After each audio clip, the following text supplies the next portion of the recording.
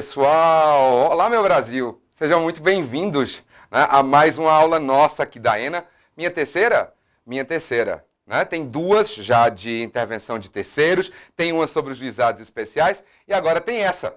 E eu só estou aqui porque você que está em casa, que assistiu às outras aulas, mandou e-mail para cá, pediu, deu sua sugestão e a gente deixou na última aula, né, o e-mail para que você fizesse isso, para que você ajudasse a Escola Nacional da Advocacia, que ajudasse o Conselho Federal da OAB a lhe atender, né, a atender às suas necessidades, a você, meu colega e minha colega advogada em todo lugar do Brasil, a você, estudante de Direito, que também está em qualquer parte desse grande território nacional, que assiste a gente, que prestigia a gente. Então, por causa disso, Kiko, vamos colocar o e-mail da ENA na tela novamente, que a gente joga aqui o e-mail para que você que está em casa, que está vendo o e-mail aqui da Escola Nacional, possa nos dar esse feedback, possa mandar o seu e-mail com a sua sugestão. O que é que você quer de aula, né?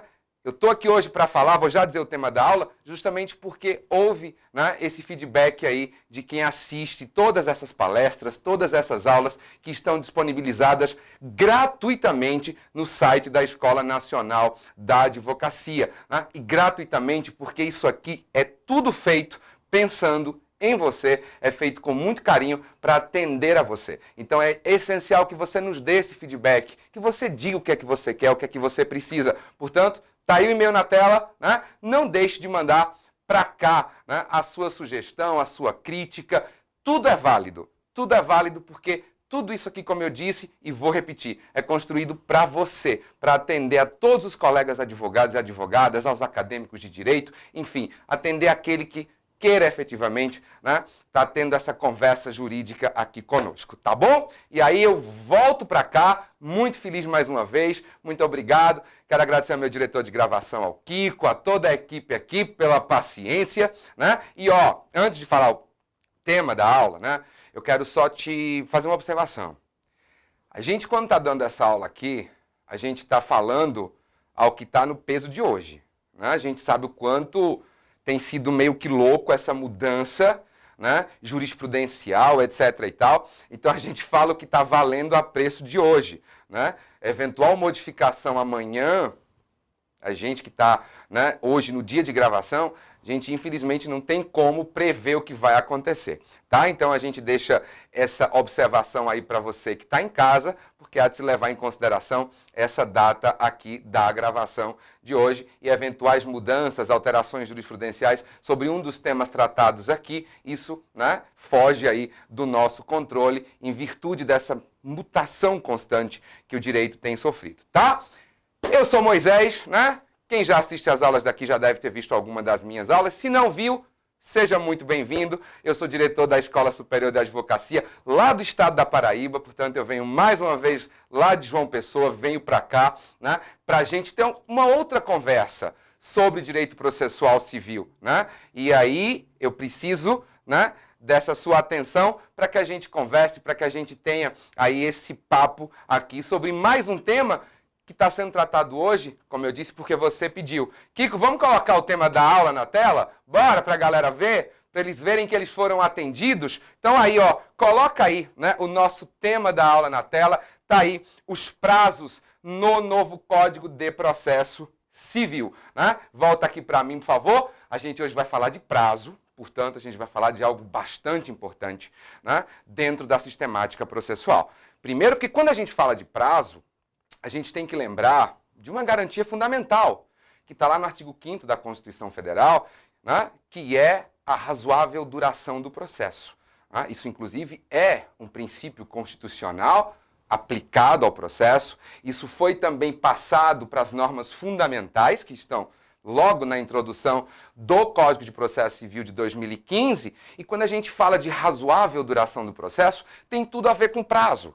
Né? Porque quando se trata de razoável duração do processo, se quer com isso que o jurisdicionado, e aqui eu estou falando sobre uma ótica total, se quer que o jurisdicionado receba uma prestação, né, incluindo aí a atividade satisfativa, o resultado prático em um curto espaço de tempo.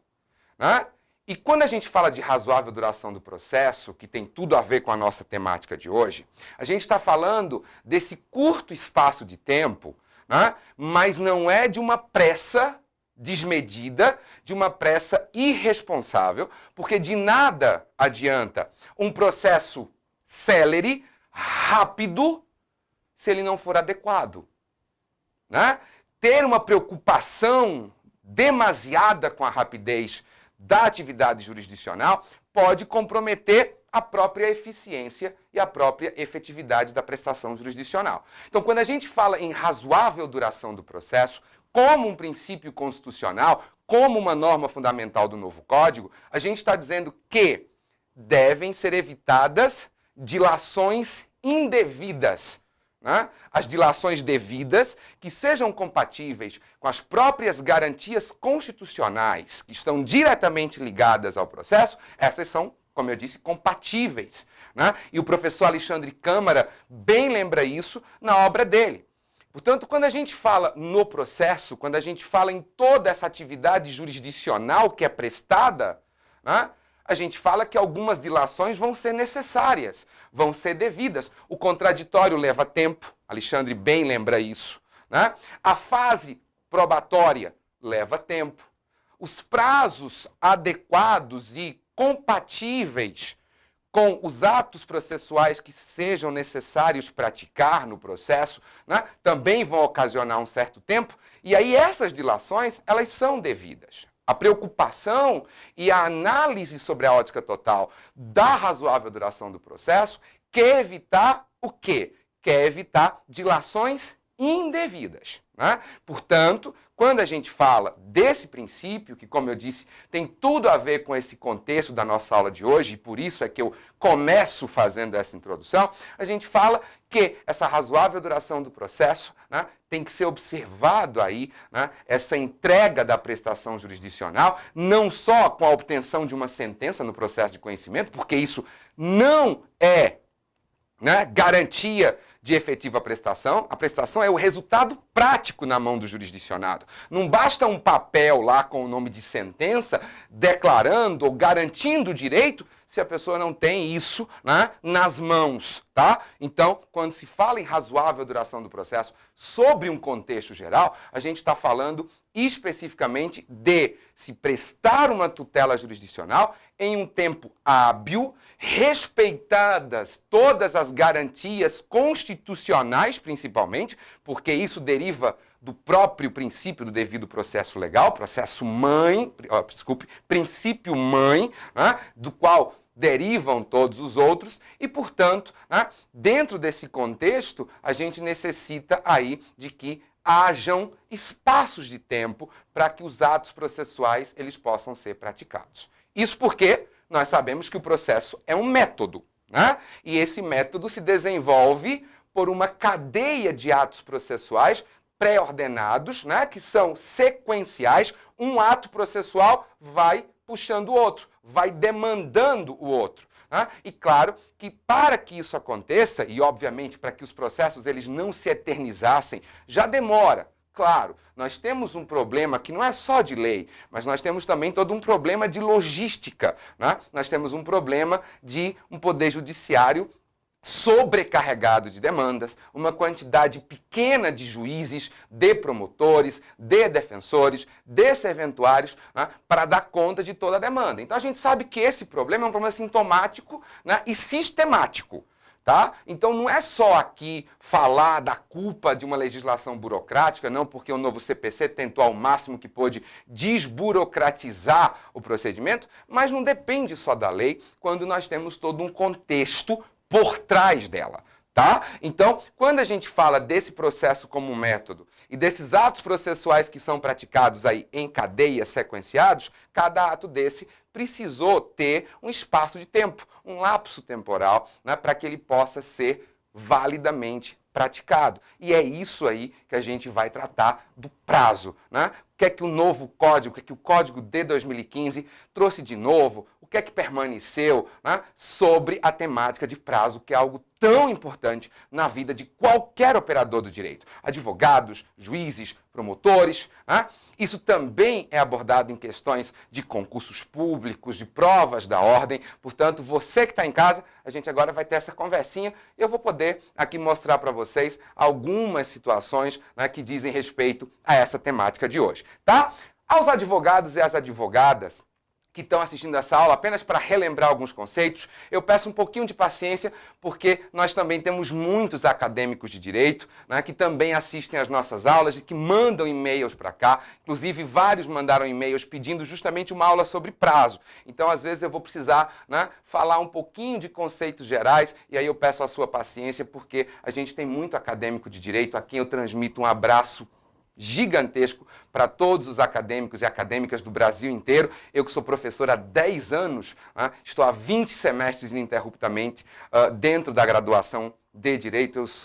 Eu tenho um respeito muito grande pelos meus alunos, a quem eu mando um abraço, os meus alunos e as minhas alunas, um abraço muito grande. Por isso eu peço a você, advogado, advogada, que está assistindo essa nossa conversa aqui, né, apenas um pouquinho de paciência com alguns conceitos que vão ser dados, porque pode ser que muitas pessoas que estejam assistindo em casa estejam tendo pela primeira vez o contato com esse assunto de prazos processuais. Mas vamos lá, porque eu já levei carão no começo da gravação, antes, né, que eu tinha me excedido no tempo, já estouro tudo aqui, então dessa vez não vai acontecer, tá, diretor? Prometo que não vai acontecer. Então vamos lá? Prazo no novo Código de Processo Civil. Mas qual é o conceito de prazo, né? O que a gente pode falar sobre prazo? Tem aí para você agora na sua tela, coloca aí para mim, por favor, né? Prazo é o lapso temporal em que o ato processual pode ser validamente praticado. Está aí na sua tela, aparecendo o primeiro slide, com um conceito bem geral, um conceito bem didático que você está vendo aí na sua tela sobre prazo, né? Lapso temporal, ou seja, um espaço de tempo em que o ato ele pode ser validamente aí praticado, né? Volta aqui para mim, por favor, produção. Isso porque, como eu disse, o processo se desenvolve em uma cadeia de atos sequenciais, né? Processo, procedimento, marcha para frente, né? Seguir adiante. Então, obviamente, que um ato desse vai puxando o outro, há um espaço entre o ato e o seu subsequente, né? E, portanto, tem que haver um período de tempo hábil para aquele ato ser prático, para ele ser validamente praticado, né? Então, a esse espaço de tempo, a gente denomina aí de prazo processual, já que esses atos são praticados dentro do processo, dentro de toda a conjuntura que envolve a relação jurídico-processual, tá? E aí, a gente vai ter uma classificaçãozinha desses prazos, só para você poder se situar. Vamos lá para a primeira classificação? Coloca na tela para mim, por favor, aí, o meu segundo slide. Olha só, quanto à origem do prazo, né? Quanto à origem do prazo, você está vendo aí na sua tela, né? Os prazos, primeiramente, eles são considerados legais quanto à sua origem, porque eles são fixados diretamente pela lei, né? Acabei de circular para você aí, né? Os prazos legais recebem essa denominação porque são aqueles prazos que já estão estabelecidos na lei, não só no Código de Processo Civil, mas em outras legislações esparsas que também tratam de matéria processual. Então você verifica alguns dispositivos legais que já tratam aí, né? Já fixam determinados prazos. A exemplo, eu trouxe para você, você está observando aí no seu slide, o artigo 335. O réu poderá oferecer contestação por petição no prazo de 15 dias, tá? Até grifei já para você aí no slide, ó. Então, você veja que o próprio texto legal, ele traz o prazo, né? Portanto, esse prazo aqui de 15 dias, que eu também estou aqui circulando para você, esse prazo é considerado um prazo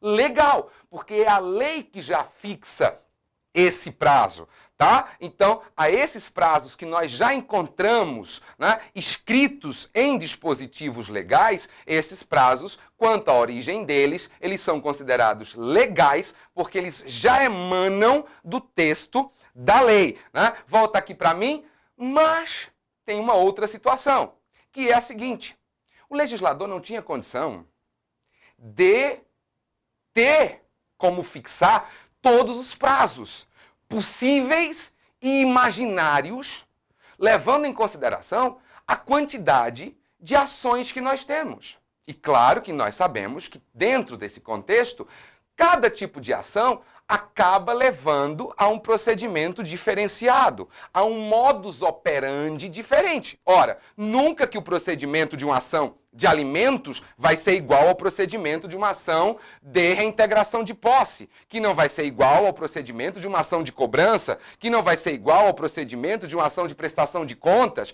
que não vai ser igual ao procedimento de uma ação de investigação de paternidade. Portanto, sabendo-se disso, o legislador não teve condição de colocar todos os prazos legais, né? Então, alguns atos processuais que vão ser praticados no processo, né, você não vai encontrar o prazo fixado na lei. Aí você diz, mas Moisés, e se eu não vou encontrar esse prazo fixado na lei? Ele vai estar onde? Ele se origina de onde? Vou mostrar agora para você. Põe o próximo na tela, por favor. Né?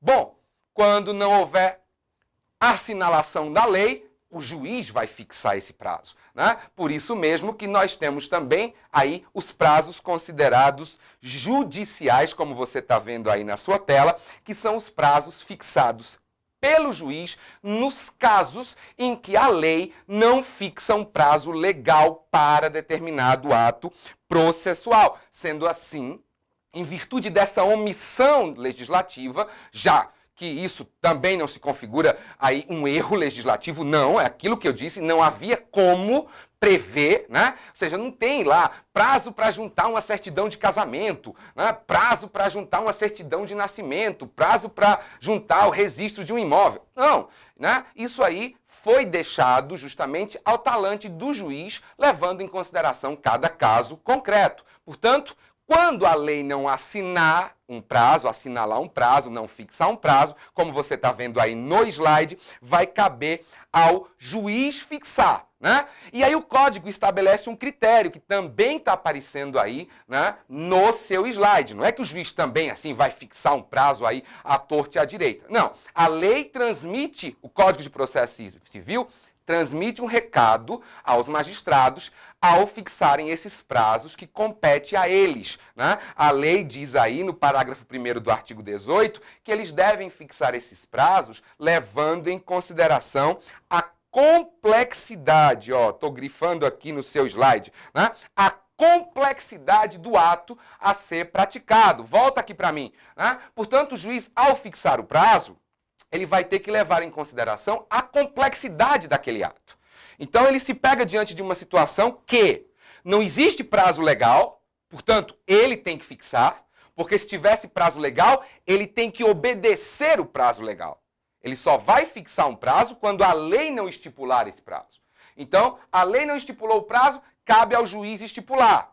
E aí ele, ao estipular esse prazo para a parte praticar o ato processual, ele tem que levar em consideração a complexidade daquele ato. Isso para quê? Para que ele não fixe um prazo longo demais para um ato de pouca complexidade, assim como não seja fixado um prazo bem exíguo, bem pequeno, para um ato que já necessitaria de um prazo mais largo, né? Então o juiz tem que se utilizar aí dessa proporcionalidade a depender aí da complexidade do ato, tá? E aí nós temos sim uma nova inserção nessa classificação quanto à origem dos prazos, trazida pelo novo código, né? Nós já vimos os prazos legais, os prazos judiciais e agora uma terceira categoria quanto à origem desses prazos. Põe na tela, por favor, Kiko. Ó, o prazo que é fixado pelas próprias partes do processo. Você diz, Moisés, mas espera aí. Como assim fixado pelas próprias partes do processo? Claro! O novo Código de Processo Civil trouxe aí nos artigos 190 e 191 o negócio jurídico processual, a fixação do calendário processual. Não sei se outro colega de processo já veio falar sobre isso aqui, né? Mas isso é uma realidade no novo Código. Tá aí, até transcrevi os artigos que estão aparecendo aí, né, para você no slide. Claro que, volta para mim aqui, Kiko, né? Esse negócio jurídico processual precisa que sejam observados alguns requisitos, né? O direito controvertido, ele precisa admitir autocomposição. As partes, elas têm que ser plenamente capazes para poder, como o próprio Código, artigo 190 diz, né, eles podem, aí, a depender, né, das especificidades, ajustar o procedimento quanto aos ônus, quanto aos deveres das partes, né, inclusive quanto aos prazos. Portanto, agora, em virtude da inserção desses artigos 190 e 191, a gente já pode falar que as partes também podem fixar prazos. Claro que não é também isso de forma desenfreada, porque isso passa pelo crivo do juiz. Né? O negócio jurídico processual, que é permitido agora com o artigo 190, assim como o calendário processual, né, em que as partes elas já podem, de comum acordo, né, fixar um calendário, um estilo, um cronograma, né, para a prática dos atos processuais, né, quando for o caso, isso é o teor do artigo 191, passam, claro, pela fiscalização e pelo crivo da autoridade judiciária, no caso, pelo magistrado. Né? Mas agora, essa doutrina agora já lembra bem, o professor Marcos Vinícius Rios Gonçalves lembra bem isso na obra dele, que agora, quanto à origem, no Código de 73 a gente só tinha duas, né? Os prazos judiciais e os prazos legais. Mas com o CPC de 2015, agora nós temos essa possibilidade em virtude aí dos artigos 190 e 191, como a gente mostrou na sua tela, tá? Mas aí, ó, pode ser que surja uma dúvida. Vamos ver que dúvida é essa? Põe aí, Kiko, na tela. Ó, deixei uma pergunta para você. E quando não houver preceito legal, nem assinalação pelo magistrado, como é que eu devo proceder, Moisés? Tá aí a duvidazinha aparecendo, aí essa questãozinha aparecendo para você na sua tela. Volta aqui para mim, Kiko. A pergunta que apareceu para você é o seguinte. Imagina que sai uma intimação. Vamos lá, saiu uma intimação. Nessa intimação, o juiz está te intimando para juntar determinado documento ao processo. Está intimando a parte, né, para que ela junte determinado documento ao processo. Para juntar aquele tipo de documento, a lei, o Código de Processo Civil, não fixa prazo. Portanto, não há prazo judicial. O juiz teria que fixá-lo. Mas vai que, por algum lapso, o juiz esqueceu de assinalar o prazo. E o despacho saiu lá. Intime-se o advogado da parte autora para juntar documento tal. Ponto. Aí você diz, espera aí. Não tem prazo legal para isso. Portanto, o juiz devia ter fixado. Mas ele não fixou. O que é que eu vou fazer? Vou juntar uma peçazinha no processo dizendo assim, excelência, por um lapso, né, devido a excesso de trabalho, ao excesso de processos em sua vara, né, o senhor esqueceu, a senhora, douta magistrada, esqueceu de fixar o prazo, portanto, eu estou juntando essa petiçãozinha para a senhora fixar o prazo que a senhora esqueceu no despacho anterior. Né? Ou você vai lá no gabinete dele, ou dela, excelência, posso falar com o senhor, com a senhora, porque a senhora esqueceu aqui, talvez tenha sido culpa da assessoria. Né? Não, de jeito nenhum. Nem vá juntar essa peça, nem vá bater no gabinete do juiz, porque o código preveu uma solução para caso isso viesse a acontecer. Ou seja, caso houvesse um despacho determinando que a parte cumprisse ou praticasse algum ato processual, que nem existia um prazo na lei e o juiz esqueceu de fixar. Vamos ver que solução é essa? Põe na tela, por favor, Kiko, meu próximo slide aí, olha aí. Artigo 218, parágrafo 3º.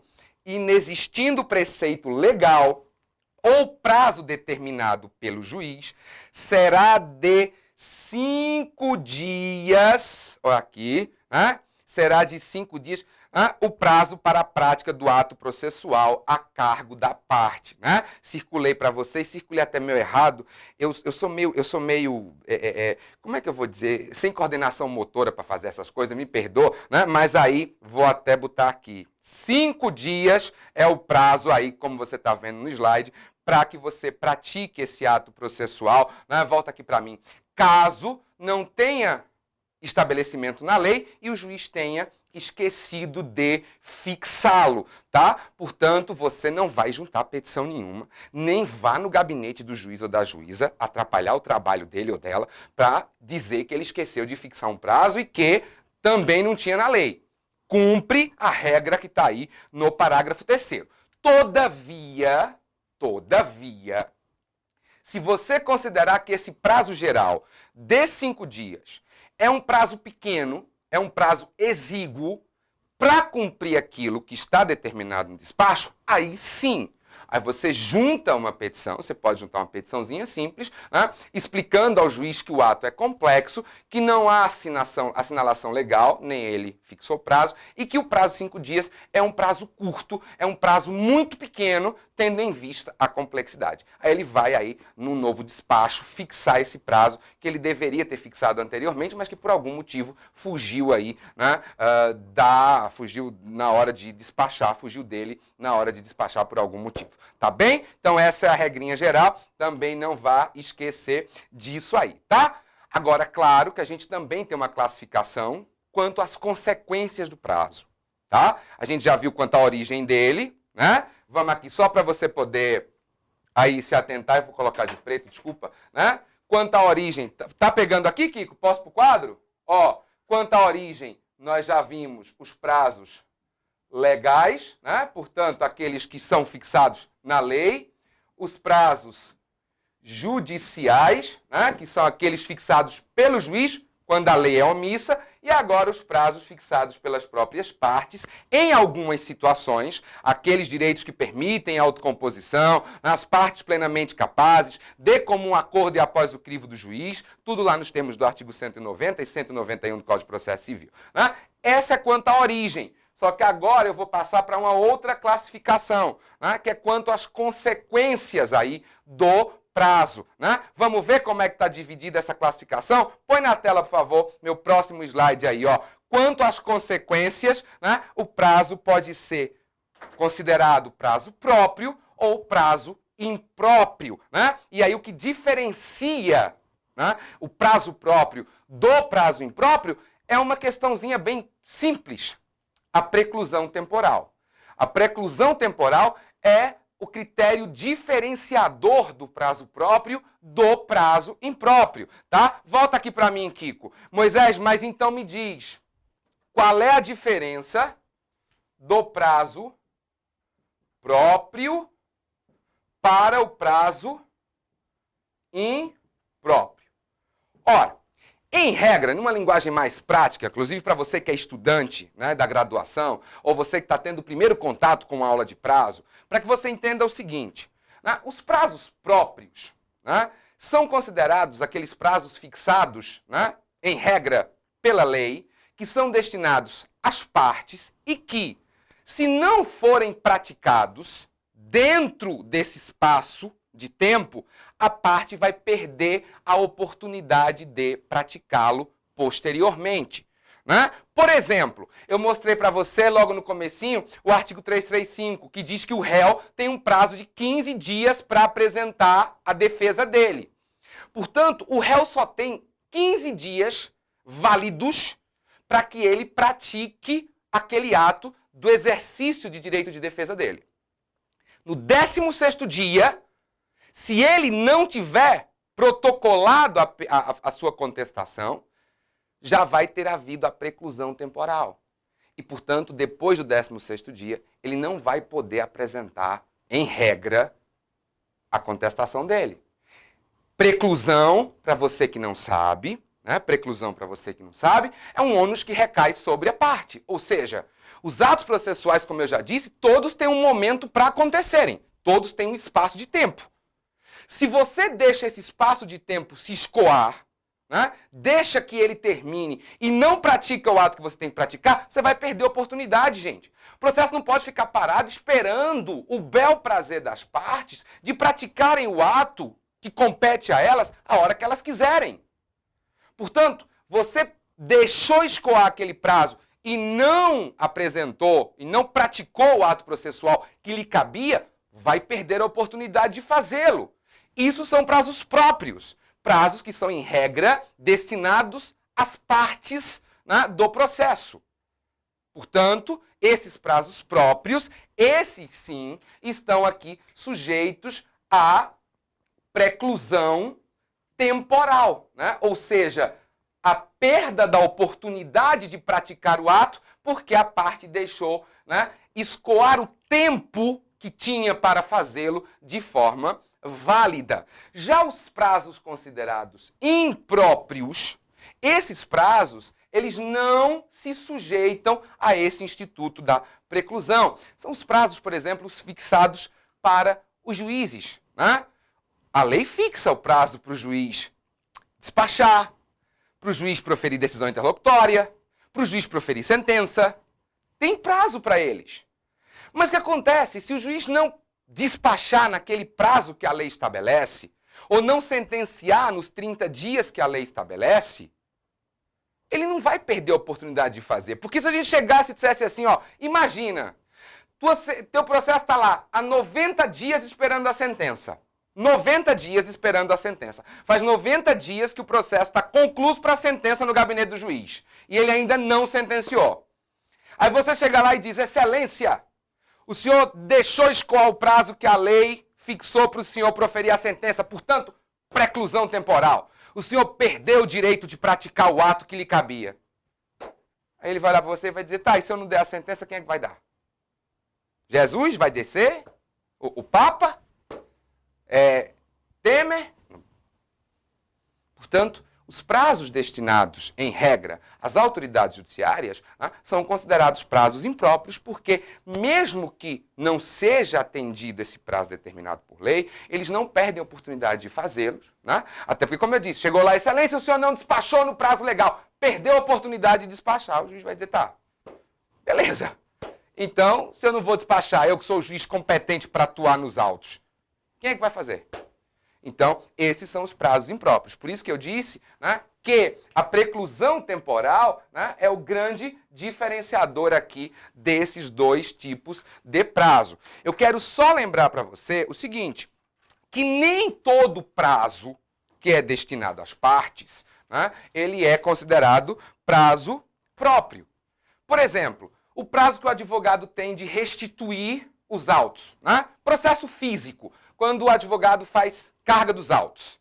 Tem prazo para devolver. Né? E aí passou o prazo e ele não devolveu.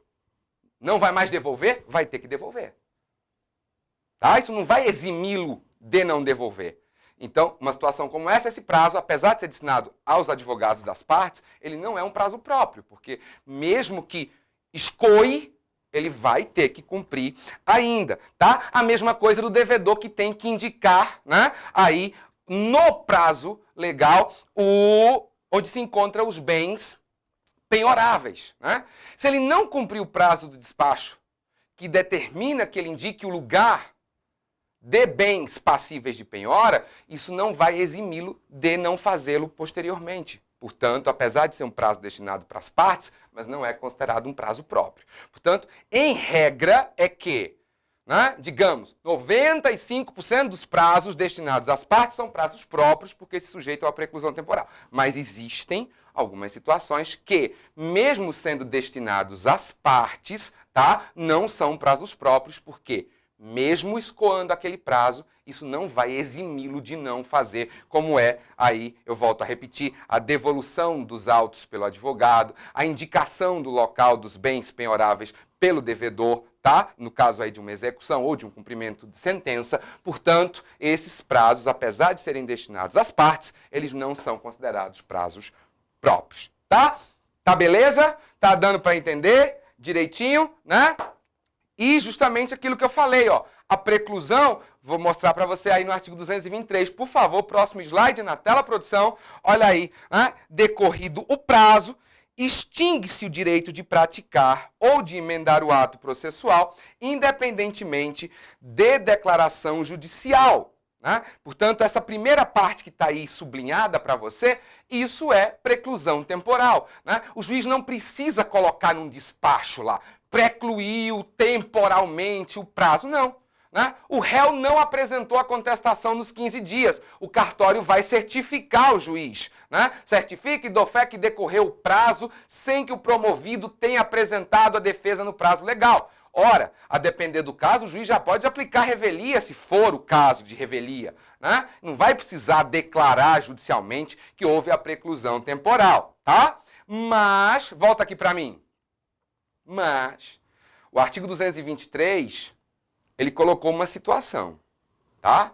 Que mesmo sendo um prazo próprio, mesmo a parte tendo perdido de praticar o ato naquele espaço válido, ele ainda poderá fazê-lo. Vamos ver? Volta o slide, volta ao que estava para a tela, por favor. Olha aí, tá em vermelho para você. Ficando assegurado, porém, a parte provar que não o realizou por justa causa, né? Já estava grifado, mas eu voltei a grifar, né? Vou botar aqui uma seta, né? Justa causa, né? Portanto, volta aqui para mim. Ou seja, a parte tinha um prazo legal, portanto, um prazo que não podia ser mexido. Esse prazo decorreu e ela não praticou o ato. Automaticamente, ocorreria a preclusão temporal para ela. Ela perdeu a oportunidade de praticá-lo. Porque ela deixou escoar o prazo e não praticou. Um próximo ato já ia ser chamado. E aí ela que suportasse as consequências de não ter praticado o ato. Porque vai ter consequência a depender do ato que ela não tenha praticado. Né? Mas ela pode juntar ao processo uma justificativa, dizendo que não praticou o ato naquele prazo por uma justa causa. E ela vai ter que explicar que justa causa é essa. Vai ter que declinar essa justa causa. Tá? Mas Moisés, quando a lei diz aí, né, que não realizou por justa causa, isso não é muito amplo? Né? Isso não é muito aberto? Isso talvez não é muito subjetivo? Né? Código tentou aí, né, dar uma explicada nessa justa causa, né, que está justamente aí, né, no seu próximo slide. Joga aí na tela, por favor, para a gente ver o que é que o código falou sobre justa causa aí, ó, no parágrafo 1º e 2º do artigo 223. Considera-se justa causa o evento alheio à vontade da parte e que a impediu de praticar o ato por si ou por seu mandatário, né? Grifamos aí essa partezinha. Portanto, o código já deu um prognóstico, como você está vendo aí no seu slide, né, do que seria essa justa causa, né? A parte vai ter que demonstrar ao magistrado que não praticou o ato que lhe cabia no prazo legal, porque houve aí, né, uma justa causa, um fato que aconteceu alheio à vontade dele, né, de que impediu de praticar o ato. Tá? E aí o parágrafo 2º, que você está vendo, né, verificada a justa causa, o juiz permitirá à parte a prática do ato no prazo que lhe assinalar, né? Portanto, volta aqui para mim. Se o juiz acatar essa justa causa que foi mostrada e provada para ele, né? O despacho que acata essa justa causa, o juiz vai fixar aí um novo prazo para que o ato, né, que não foi praticado venha aí a ser possível de ser praticado, tá? Mas isso é um risco, tá? Isso é um risco. Essa petição vai ter que ser bem explicativa, né, com documentos hábeis a aprovar essa justa causa. Uma doença grave que acometeu o advogado de uma forma repentina no decurso do prazo. O advogado se internou, enfim, foi grave o negócio. Tá lá todos os laudos. É justa causa. Né? Vontade completamente alheia à vontade. Né? Então, isso pode aí ser uma justificativa para a justa causa, para que o juiz permita, né, a abertura de um novo prazo para que ele pratique esse ato processual. Tá? Tranquilo? Tá? Bora pro próximo? Outra dúvida, joga aí na tela para mim. Né? Olha aí, outra duvidazinha que eu trouxe para você, né? Que é uma pergunta que muitas vezes as pessoas ficam ali. Mas Moisés, o juiz pode reduzir, né? Os prazos podem ser reduzidos ou podem ser majorados, portanto, aumentados aí pelo juiz, né? Dentro de todo esse contexto de prazos dentro do Código de Processo Civil, quais são os que podem ser reduzidos, quais são os que podem ser majorados, né? Volta aqui para mim. Então isso é uma pergunta que é bastante relevante, né? Dentro dessa quantidade de situações que envolvem prazos legais, prazos judiciais, né, prazos próprios, prazos impróprios, né?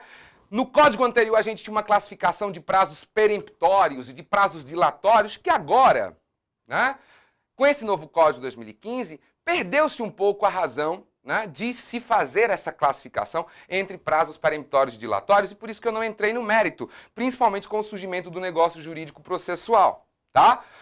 Mas aí essa perguntinha que eu deixei para você, né? Vamos para a resposta? Vamos para a resposta dela? Prazos podem ser reduzidos? Prazos podem ser aumentados? Vamos ver? Põe na tela aí para a gente começar a explicar que situações são essas, por favor. Primeira delas, olha só. Os prazos próprios, né, de natureza peremptória, que a grande natureza dos prazos próprios acabam sendo peremptórias, que são aquelas que não permitem redução. Também não permitiriam majoração, né, mas também não permitem redução. Salvo com anuência de todas as partes. Então, ó, eu estou respondendo, a gente está, dentro da análise do contexto do código, respondendo aquela pergunta que eu botei anteriormente. Se os prazos podem ser reduzidos ou majorados. Quanto à redução, está aí na sua tela, tá? Os prazos próprios, de natureza peremptória, né, em regra, eles não podem ser reduzidos. Não se pode reduzir o prazo para contestar, não se pode reduzir o prazo para apelar, não se pode reduzir o prazo para opor embargos de declaração, não se pode reduzir o prazo aí, né, para recurso especial ou extraordinário, em regra, salvo, diz o parágrafo 1º do artigo 222, com anuência de todas as partes. Então, volta aqui para mim, né? Ou seja, desde que haja a concordância das partes, né, a anuência das partes, isso de forma expressa no processo, alguns prazos, inclusive os de natureza próprio, né, de natureza também peremptória, podem aí ser reduzidos, desde com anuência, por isso que teve lá a imagenzinha. Eu quero até agradecer, né, a minha equipe, a assessoria que faz esses slides com essas diagramações, que ficam até mais interessantes. Eu gosto, né? Obrigado aí vocês pelo carinho de fazerem isso por mim, tá? A Niede, a Daniela, as meninas que fazem isso por mim.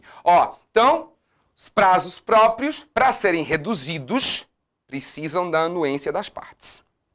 Mas e para aumentar os prazos? O juiz pode, Moisés, aumentar os prazos, inclusive os prazos legais, aqueles que estão fixados por lei, que ele também tem estrita observância a esses prazos. Bora ver? Próximo na tela, por favor, Kiko.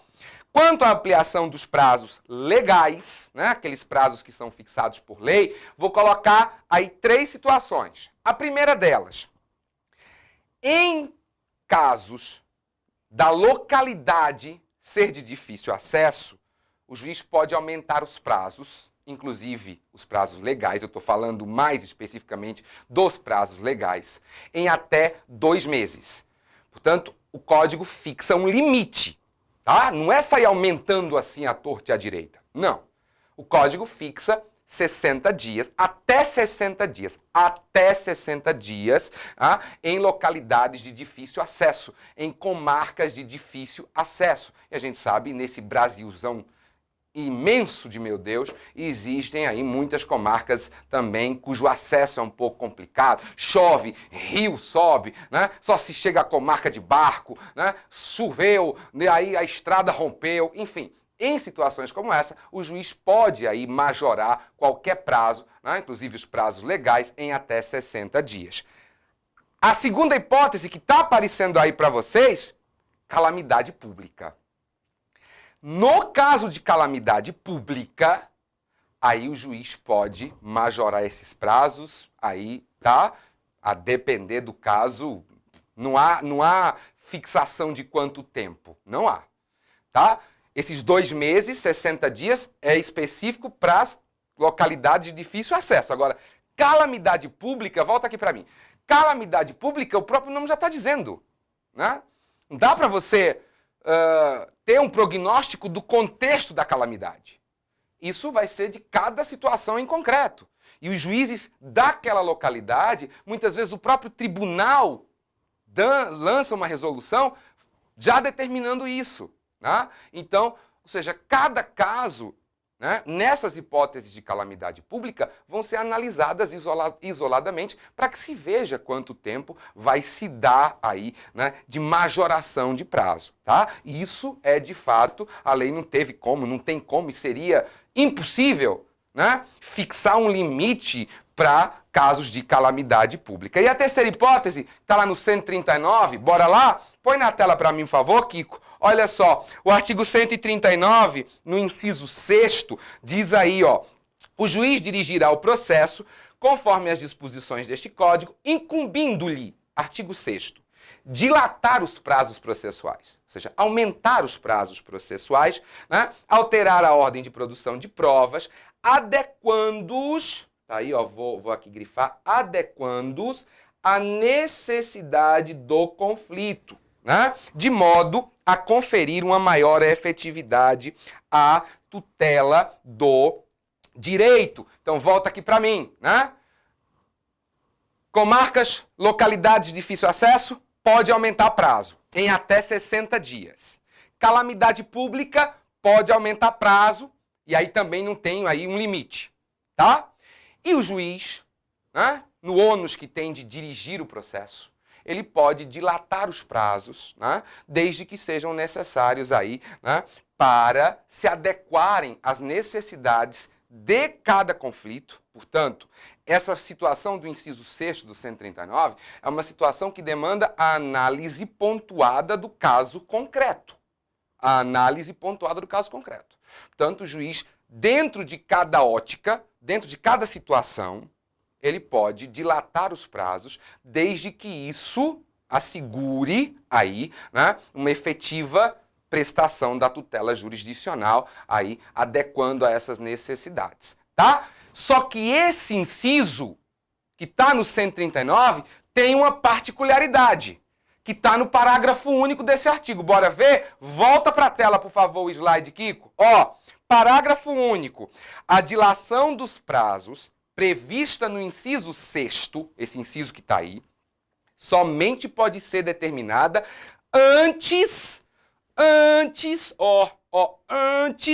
de encerrado o prazo regular.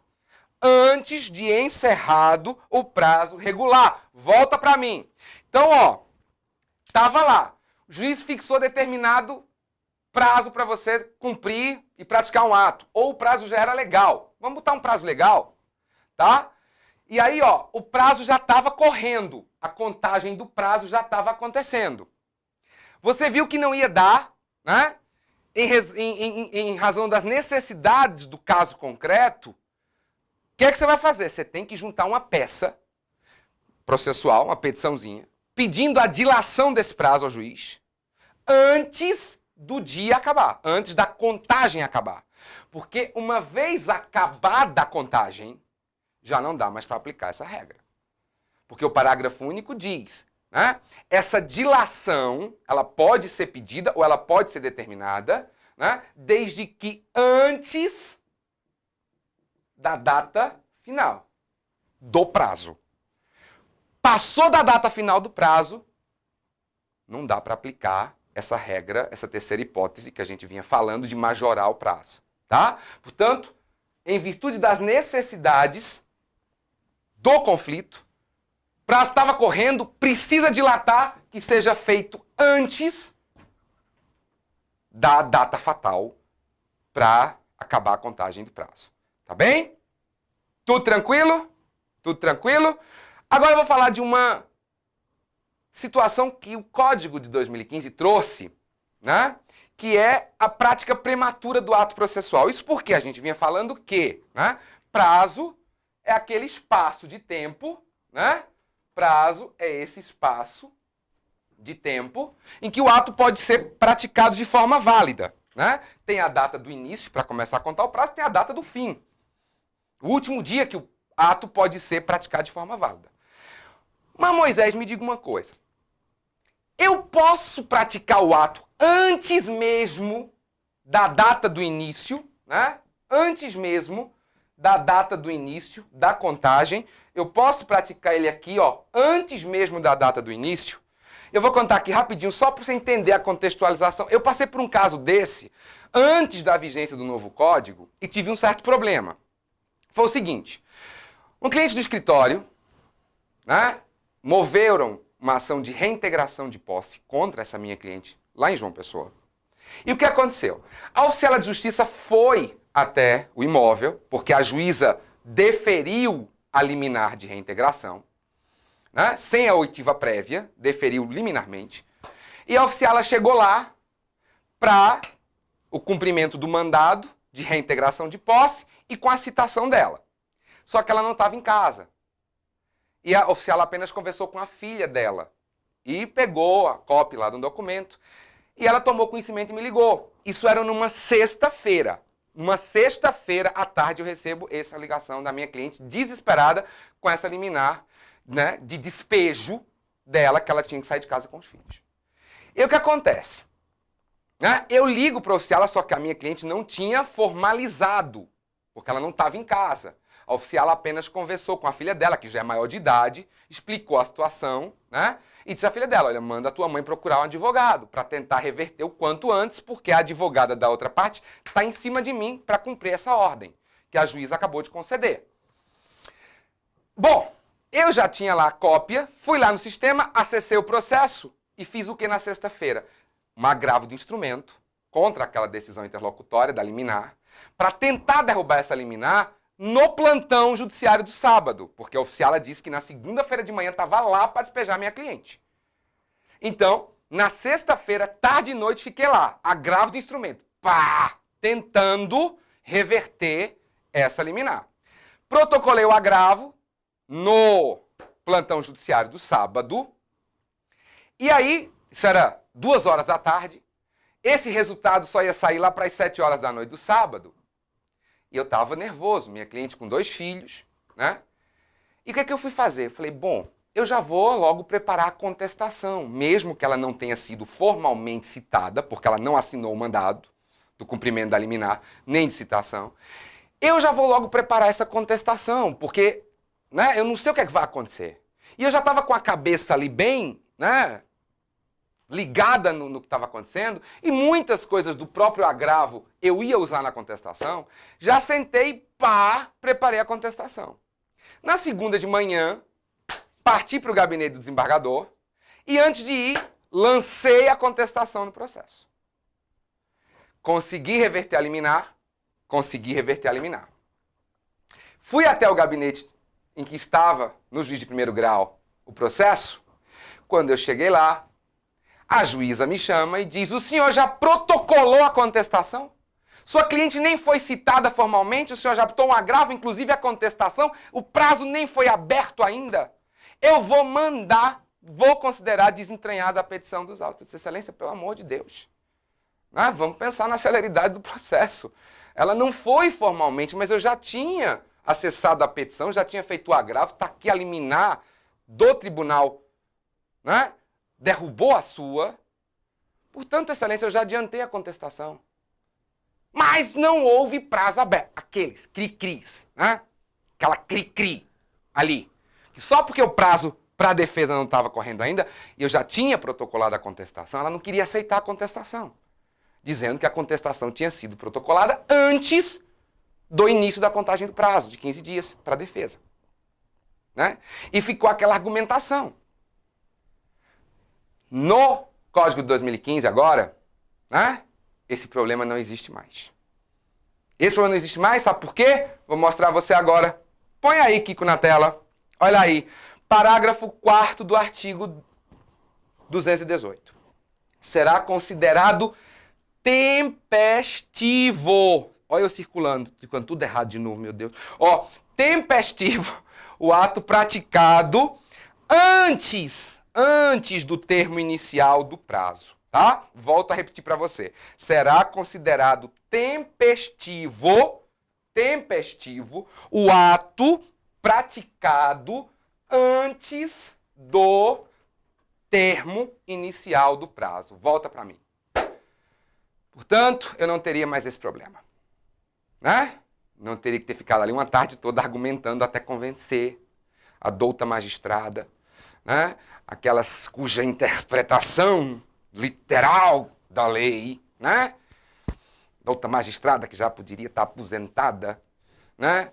Gozando da pensão dela em cruzeiros pelas Bahamas, mas está lá, né? Firme e forte, tentando o juiz da gente. Mas faz parte. Ó, então o que acontece? Né? Agora, com a regra do parágrafo 4º, esse problema não acontece mais. Né? Que acontecia, gente. Isso não é uma coisa incomum. Aí isso, claro, ia de juiz para juiz. Tá? Isso ia de juiz para juiz. Outra situação aí também que eu vou lembrar você, né? Ou vou ensinar, depende, se você já estudou prazo, eu vou lhe lembrar, né? Se você está tendo contato com o prazo agora, né? Eu vou dizer a você, é possível renunciar o prazo estabelecido ao seu favor, né? Tá aí no artigo 225, põe na tela para mim, Kiko, por favor. O artigo 225 diz aí, a parte poderá renunciar ao prazo estabelecido exclusivamente ao seu favor, desde que o faça de maneira expressa, né? De maneira expressa, tá? Ou seja, pelo teor do 225 que você está vendo aí na tela, não há renúncia tácita. A renúncia tem que ser expressa, tá? Portanto, a parte aí, tanto a parte autora como a parte ré, podem renunciar a um prazo que seja estabelecido exclusivamente ao seu favor, desde que faça isso, né, de forma expressa, por petição, nos autos, aí, de maneira inequívoca, como você está vendo, tá? Outra situação, volta aqui para mim, né, que a gente não pode confundir, e isso tem uma importância tremenda quando a gente fala de prazo, é a diferença entre prazos que são suspensos, contagem suspensa, de contagem interrompida. Isso porque o prazo, ele pode perfeitamente estar sendo contado, né? A fluência dele está lá. E pode ser que por alguma situação tenha que se suspender essa contagem ou tenha que se interromper essa contagem. Há, Moisés, uma diferença entre suspensão e interrupção de contagem de prazo, ou seja, o prazo está lá contando, né? Essa contagem pode ser suspensa ou ela pode ser interrompida? Pode. Mas qual a diferença entre suspensão e interrupção? Vou mostrar para você agora. Põe na tela, produção, para mim. Próximo slide. Olha aí. Interrupção e suspensão dos prazos, né? Quando o prazo, essa contagem é suspensa, né? A contagem fica paralisada, tá? Ou seja, surgiu algum motivo, houve alguma situação que autoriza, em virtude da ocorrência dela, que as contagens sejam suspensas. Portanto, parou de contar. O prazo estava lá contando, né? Apareceu um motivo ensejador de suspensão, parou a contagem. Não importa quanto tempo isso vai ficar suspenso. O prazo só vai ser retomado quando essa causa que ensejou a suspensão for extirpada, for resolvida. Portanto, volta aqui para mim. Imagina você que o juiz fixou um prazo de 5 dias, tá? O prazo fixado pelo juiz foi de 5 dias. Começou a contar o prazo. Primeiro dia, segundo dia, terceiro dia, houve algum fato que a lei considera como causa de suspensão da contagem. Então, suspendeu aqui no terceiro dia dos 5 que o juiz tinha fixado. Tá? Parou de contar no terceiro dia. Não importa quanto tempo vai se demorar para que essa situação que gerou a suspensão, ela seja resolvida. Quando ela for resolvida, acabou o motivo de suspensão.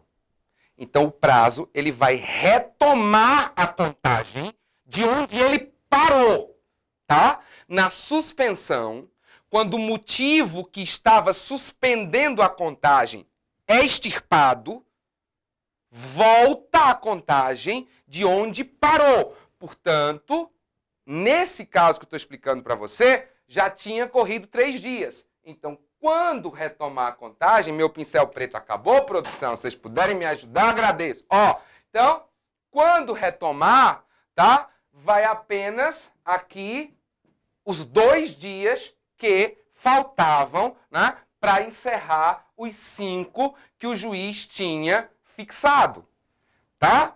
Já a interrupção da contagem, volta o slide na tela, por favor, né? Já a interrupção aí, ó, o prazo interrompido, tá? Haverá paralisação da contagem, igual acontece com a suspensão, tá? Só que, finalizada a causa interruptiva, o prazo é cedido integralmente à parte, ó. Volta a estaca 0, tá? Zerou. Então, volta para mim. Nesse mesmo exemplo que eu estava dando da suspensão. O juiz deu 5 dias.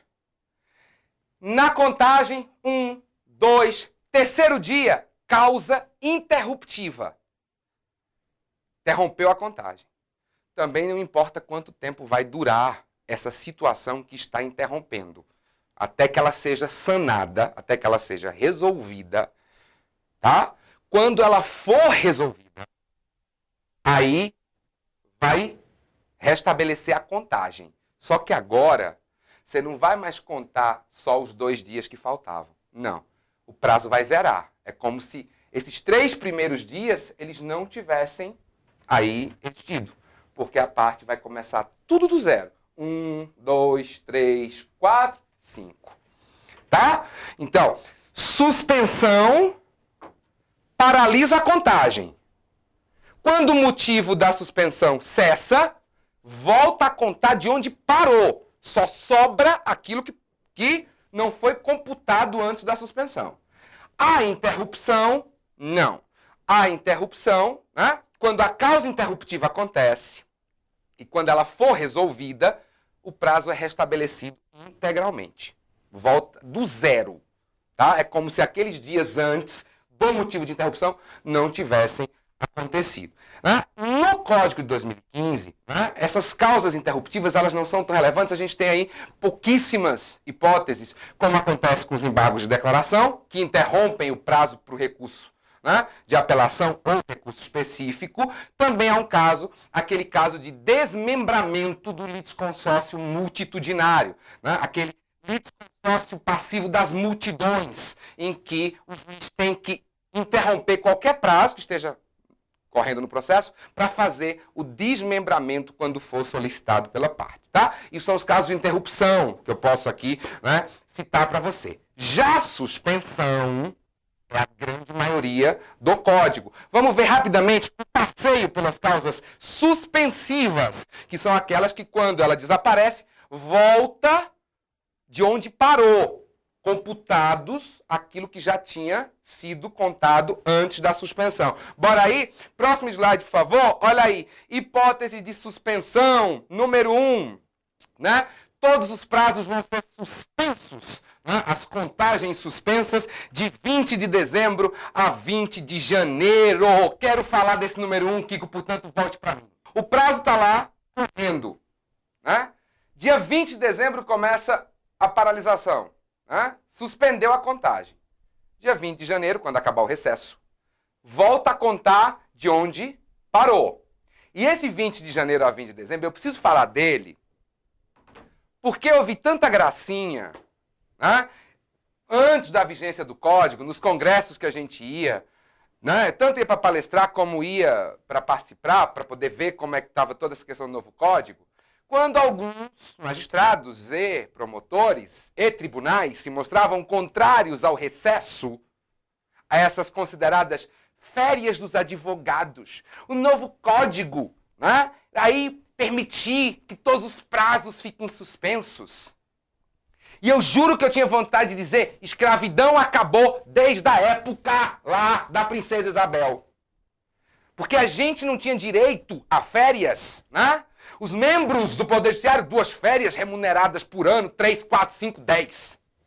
A gente tinha que trabalhar de domingo a domingo, 365 dias do ano. Escravidão acabou. Muitas vezes, aqui, para poder, num congresso desse, numa mesa que dividia, né, dizer, desde conversar besteira, que escravidão acabou. Portanto, tem recesso sim. A gente tem direito a recesso sim e os prazos ficam suspensos. Não há audiência, não há sessão durante 20 de dezembro e 20 de janeiro. A atividade judiciária está normal, tá? Os juízes que não estão de férias nesse período devem estar em seus gabinetes trabalhando. Os promotores, idem. Defensores públicos que não estão de férias, idem. Mas nós, advogados, temos direito a ter um período de descanso. Porque a escravidão acabou. E qualquer resquício dela é ilegal, tá? Também gera a suspensão qualquer obstáculo criado em detrimento da parte ou do curso regular do processo, né? Por exemplo, aí, tá? Greve, né? Imagina um movimento grevista dos funcionários do tribunal. Pronto, de um determinado tribunal. Isso é um obstáculo ao regular andamento do processo, portanto, vai ter que gerar. O tribunal vai descer uma portaria, né, ou uma resolução, dizendo que esses prazos estão suspensos, né? Outra situação que eu não contemplei aí, né, é a questão de que pode haver multirões aí da autocomposição, né, determinados pelo Conselho Nacional ou pelos tribunais, as semanas de autocomposição, de conciliação, e aí cada tribunal vai ter que descer uma resolução dizendo de quando até quando os prazos ficam suspensos enquanto está ocorrendo essas semanas de conciliação, tá? E tem outras hipóteses que ensejam aí suspensão, que estão no artigo 313 do Código de Processo Civil. Volta aqui para mim. Portanto, o artigo 313, você encontra lá uma série de outras hipóteses que geram a suspensão da contagem do prazo. Por exemplo, a morte de uma das partes. Autor ou réu podem vir, né, infelizmente, infortunadamente, a morrer no decorrer do processo. E aí há que se analisar, né, para que haja todo aquele procedimentozinho de sucessão processual, né, se o direito permite isso, né, então vai suceder pelos herdeiros ou pelo espólio. Então, até que se resolva aí, os prazos que estiverem na fluência de contagem, eles são suspensos, né, dentre as outras hipóteses que estão aí no artigo 313. Tá? Falado de suspensão, eu quero só lembrar para você algumas situações de prazos especiais. Kiko, coloca aí na tela para mim, por favor, tá? Alguns prazos especiais que eu quero que você fique atento a eles, tá aí já na sua tela.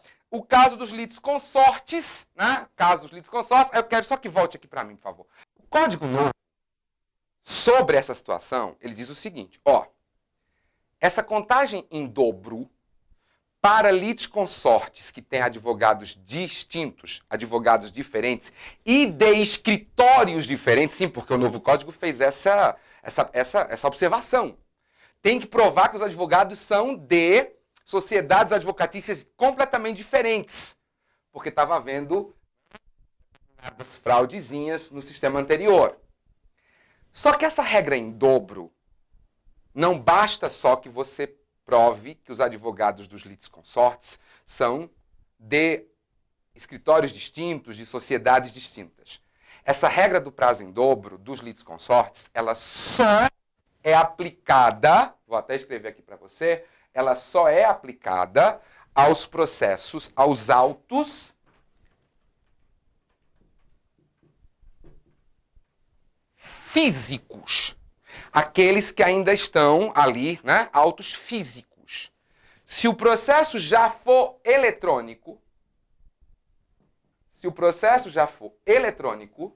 não importa que os litisconsortes tenham advogados diferentes, de sociedades diferentes, porque o prazo vai ser simples, não vai ser prazo em dobro. A contagem em dobro para os litisconsortes com advogados diferentes, de sociedades advocatícias diferentes, só se aplica aos processos físicos, aqueles autos que ainda estão na forma física, tá? Os autos já eletrônicos, não importa que você tenha 5 réus, portanto, um consórcio passivo e cada um deles tem um advogado diferente, de escritórios diferentes. Se o processo é eletrônico, o prazo vai ser simples. Não se aplica essa regra em dobro, tá? Volta para a tela, por favor, Kiko. Né? Ministério Público Defensoria Pública, advocacia pública também aí gozam, em regra, do benefício de prazo em dobro. Em regra, há algumas situações, quando são prazos próprios destinados em algumas situações, né, a contagem e a aplicação de prazo simples, tá? Isso, esses artigos que a gente está indicando aí para você, 180, 186, 183, eles dizem e explicam aí mais detalhadamente essa situação dos prazos especiais para aí Ministério Público, Defensoria Pública e Advocacia Pública. Eu, infelizmente, não tenho tempo aqui para dissecá-los, mas você pode dar uma olhadinha em casa e entender melhor essa regra, tá? Volta aqui para mim, eu já estou pertinho de acabar, mas antes de acabar, preciso falar de algumas regrinhas de contagem. Só para relembrá-lo algumas regrinhas, ou estudante que está assistindo a aula de prazo agora, tá? Para que você entenda direitinho. Põe aí na tela aqui, por favor, né? Ou seja, regrinha de contagem. Botei aí as duas primeiras para você, tá? Quando a gente vai falar em como é que vai contar prazo, a gente tem que ter em mente aí, né, duas situações, dois termos. O termo inicial, tá? Tô botando aqui a setinha. O termo inicial e o termo final, né? Ou seja, a data do início da contagem e a data final, o último dia para se praticar o ato processual. E aí a regra que vale desde o Código de 73 e permaneceu vigorando agora, no 2015, é essa que está aí no artigo 224. Né? Exclui-se o dia do início e computa-se o termo final. Vem aqui para mim, Kiko, para eu explicar aos estudantes que estão em casa, né? Como assim exclui o termo inicial e inclui-se o termo final. Vou lhe dizer, Seguinte, nós advogados, né, somos comunicados dos atos processuais por meio de intimação, ou no diário oficial, por meio das notinhas de foro, ou no meio eletrônico, lá no nosso sistema, quando a gente acessa o sistema eletrônico. Beleza. Só que, por exemplo, imagina que saiu uma intimação hoje, destinada a mim, hoje, dizendo que eu vou voltar 5 dias para juntar a certidão de nascimento do menor lá da ação de investigação, da ação de alimentos. Beleza. Tem colegas advogados que acordam às 4h30 da manhã, 5 horas da manhã, aquele povo que vai dormir 8 horas da noite, acorda 4 horas da manhã, já vai malhar, já vai, né? 5 está sentado acessando o sistema, vendo todas as suas intimações. Né? Eu não sou desses. Se eu tivesse que acordar de madrugada, eu tinha sido padeiro, eu tinha uma padaria e não advogado. Não rola comigo mesmo. Tá? Então, enquanto esse meu colega olha as intimações dele às 5h30 da manhã, 6 horas da manhã, ou 7 horas da manhã, eu só vou olhar às 10 da noite. Quando eu chego em casa, termino de dar aula, vou para casa, janto, 10h30, 11 horas é que eu vou olhar. Então, se o dia da intimação foi hoje, né? Hoje é que dia? 19? Hoje é dia 19. A gente está gravando aqui essa aula dia 19. Esse dia seria o meu termo inicial. Só que a lei resolveu excluir ele da contagem, por quê? Se eu olhasse 10 horas da noite, eu já perdi um dia. Eu não vou mais ligar para um cliente meu 10 horas da noite, 11 horas, dizendo, olha, eu preciso de uma certidão. Então eu teria tecnicamente uma desvantagem. Ou então todos nós teríamos que estar olhando todos os dias as notas de foro, as intimações eletrônicas às 5 horas da manhã, para poder termos o dia completo para já começarmos a nos movimentarmos para cumprir a determinação. Então, excluo o termo inicial, que é o dia que saiu, por exemplo, a intimação, tá? E aí vou computar o início do prazo no dia seguinte, se for dia útil. Amanhã é dia 20, né? É dia útil, portanto, o meu prazo de 5 dias, dia 20, que é a terça, dia 21, né? Que é a quarta, dia 22, que é a quinta, dia 23, que é a sexta. Aí, ó, sábado, domingo, não vou contar, porque é dia não útil, né? 24, 25. Segunda, dia 26. Portanto, 1, 2, 3, 4, 5. Dia 26 é o meu termo final. Aí, esse dia aqui, ele é contado. Portanto, eu só tenho até o dia 26 para praticar esse ato processual que me foi concedido 5 dias. E aí você tem que ter cuidado também pelo seguinte, ó, se o processo ainda é na forma física, se os autos ainda são físicos, tá? Você tem que saber o horário de funcionamento da unidade judiciária. Você tem que ir lá protocolar a peça. Se for autos eletrônicos, não. Você tem até as 23 horas, 59 minutos para jogar no sistema. Tá? Então, isso aí você tem que ter cuidado. Portanto, é por isso, para você que é estudante, entender essa regrinha do 224. Exclui-se o termo inicial, que é aquele dia que saiu a intimação, por exemplo, tá? Ou a data que foi juntado o mandado citatório, ou o mandado de intimação quando foi por oficial de justiça, tá? Exclui porque muitas vezes você já perdeu esse dia útil. Então, você estaria prejudicado, você sairia perdendo se essa regra não fosse assim. Mas o termo final, ele é incluído. Outra coisa, a gente só pode começar a contar prazo em dia útil. A contagem só começa em dia útil. Põe o próximo slide na tela, por favor. Tá? Lembrando aqui para você que, tá? Se por algum motivo o dia útil, né, ou o termo final do prazo, o expediente forense tiver sido encerrado mais cedo, né? Ou teve que fechar antes do horário normal, né? Esse prazo ele está aí protraído, né, para o próximo dia útil seguinte. Volta aqui para mim para eu explicar essa regrinha. Imagina aqui para você, nesse mesmo exemplo que eu estava dando. A intimação saiu dia 19. Tá? Mas é o meu termo inicial, eu excluí, só comecei a contar no dia 20, que é amanhã, que é dia útil. E encerrava no dia 26. No dia 26, vai que um figurão do Poder Judiciário, um desembargador, faleceu. Às 9 da manhã. O presidente do tribunal determinou, em razão do luto e do ocasionado, o encerramento da unidade do expediente no dia 26, às 10 horas da manhã, às 11 da manhã. Então, o meu termo final, que seria no dia 26, ele é automaticamente transferido para o dia 27, se for dia útil. Tá? Então, isso o código também lembra aí para você, como eu mostrei. Tá? Próximo slide na tela, por favor. Né? Lembrando que eu só posso começar a contar em dia útil, tá? Se por alguma razão o termo final se der em dia não útil, prorroga-se automaticamente para o dia útil seguinte. Você, obviamente, você não vai poder ir dia de sábado e domingo para o fórum ou feriado, tá? Lá protocolar uma peça. Então, automaticamente, se acontecer, né, de numa contagem de prazo e encerrar-se em dia não útil, você vai ter aí prorrogado automaticamente para o dia útil seguinte, né, o seu termo final. Tá? Ah, Moisés, e na contagem eu agora só computo os dias úteis também, né? Volta para mim. O novo código, Moisés. Antes, Código 73, a contagem era ininterrupta. Computava sábado, domingo, feriado. Prá. Era um Deus nos acuda. Né? Saiu intimação na quinta-feira. Né?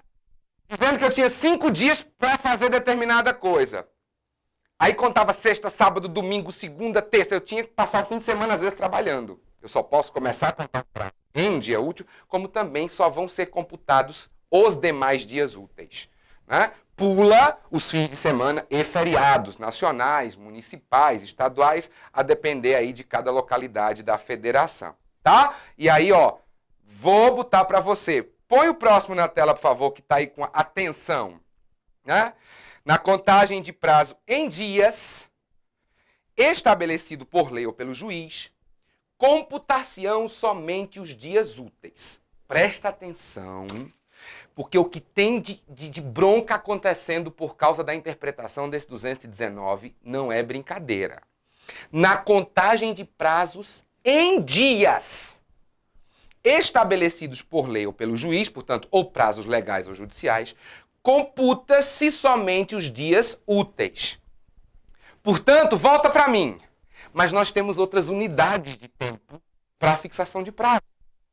Por exemplo, prazos que sejam fixados, né? Prazos que sejam fixados. Espera aí, minha gente, que essas rodinhas. Prende essas rodinhas para mim na próxima gravação, produção, por favor. Ó, prazos que sejam fixados em meses. Não se aplica a regra do 219. 219 diz prazos fixados em dias.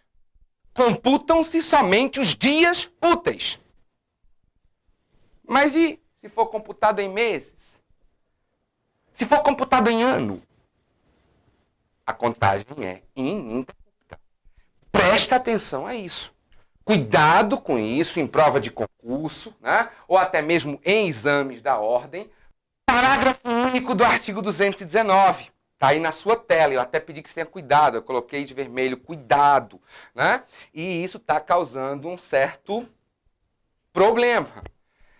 Olha só o que é que diz o parágrafo único do 219. O disposto neste artigo aplica-se somente aos prazos processuais. O disposto nesse artigo aplica-se somente aos prazos processuais. Você está vendo aí na sua tela. Portanto, volta para mim. Volta para mim e presta atenção aqui no quadro.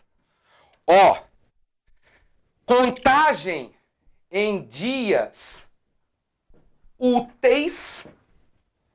Contagem em dias úteis. Primeiro, o prazo tem que ter sido fixado em dias.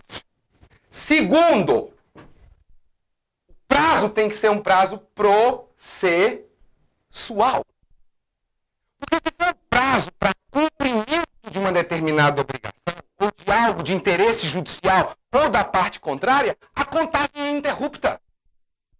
O juiz determinou um prazo de 10 dias para que se faça determinada coisa, obrigação de fazer. Aí, isso é um prazo obrigacional. Não é um prazo processual. É um prazo para cumprimento de uma determinação, uma ordem imperativa do Poder Judiciário. O parágrafo único do 219, ele deixa bem claro, e eu vou voltar aí para a sua tela. Volta, por favor. As setas permanecem, produção? Permanece, né? Ó, então, ó, o disposto nesse artigo aplica-se somente aos prazos processuais. Prazos processuais. Portanto, o neguinho está achando que todo prazo é fixado em dia, só se conta dia útil. Não. Dia útil é só se o prazo for processual.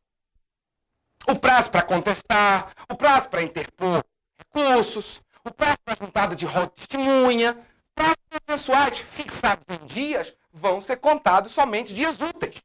Para ter direito à regra do 219, do caput, o prazo precisa ser fixado em dias e esse prazo precisa ser de natureza processual. Se o prazo não for de natureza processual, a contagem é ininterrupta. Conta fim de semana, feriado, o que tiver no meio dessa contagem. Pelo amor de Deus, se ligue a isso. Põe na tela o próximo e último slide. Juizados especiais. Eu tenho uma aula gravada aqui, né? Somente falando dos juizados especiais e o novo CPC. E eu falei desse enunciado 165 do FONAGE. Você está vendo aí na sua tela? FONAGE. Fórum Nacional dos Juizados Especiais. Nos juizados especiais cíveis, todos os prazos serão contados de forma contínua. Enunciado que viola frontalmente o artigo 219 que a gente acabou de conversar. Volta para mim aqui. Portanto, esse 219 deveria estar sendo aplicado, mas o FONAGE resolveu dizer que nos juizados especiais vai se continuar contando o prazo na forma antiga, que é a forma contínua. Então tenham cuidado. Inclusive, eu não ia falar não, mas eu vou falar.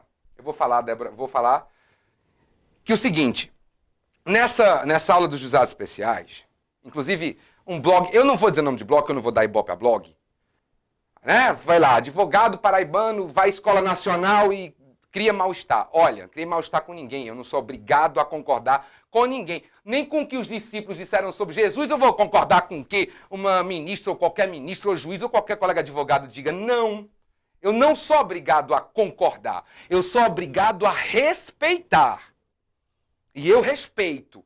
Critiquei e vou criticar quantas vezes forem necessário, porque eu ainda vivo em um Estado democrático que me permite isso.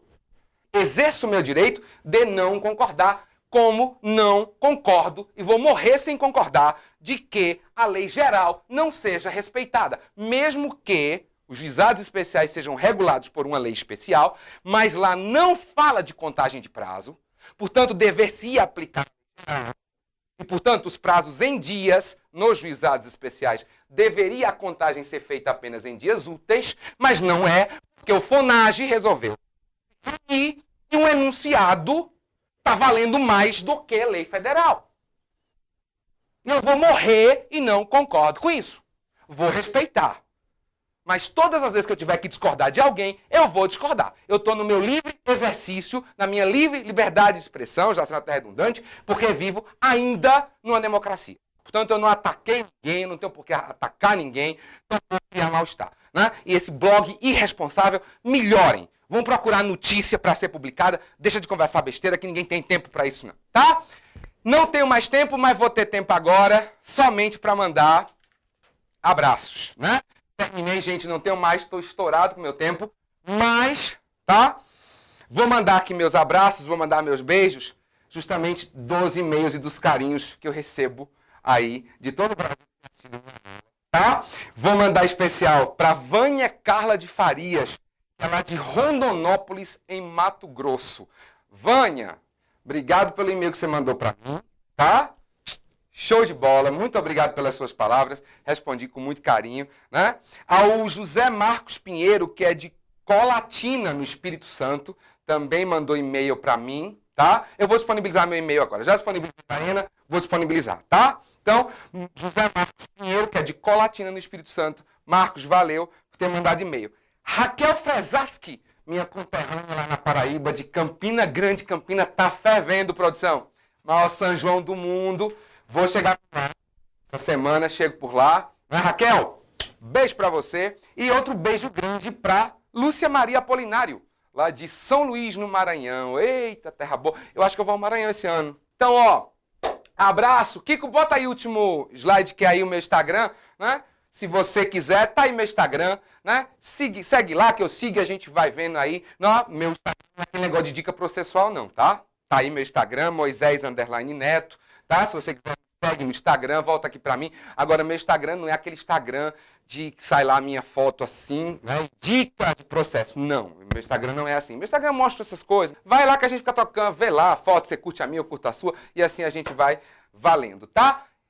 Então, meu e-mail, né? Produção, põe então meu e-mail na tela. A gente já colocou o e-mail da Ena. O meu e-mail está aqui. Se você quiser mandar e-mail diretamente para mim, prof.moisesneto@gmail.com. Você manda aí um e-mail, uma dúvida sua. A gente não vou fazer questão de te responder, né? Esse feedback de questões processuais civis, eu vou ter o maior prazer, muito pelo contrário, eu vou ter um prazer inenarrável de receber um e-mail seu, como eu tive o prazer de receber e-mail da Vânia, do José Marcos, da Raquel e da Lúcia Maria, tá? Não tenho mais tempo. Escola Nacional da Advocacia, Conselho Federal, muito obrigado mais uma vez. Manda e-mail para cá ou manda e-mail para mim. Vamos ver esse feedback. Foi bom demais estar aqui mais uma vez com vocês. Até a próxima, se Deus quiser. Manda que eu volto. Tchau!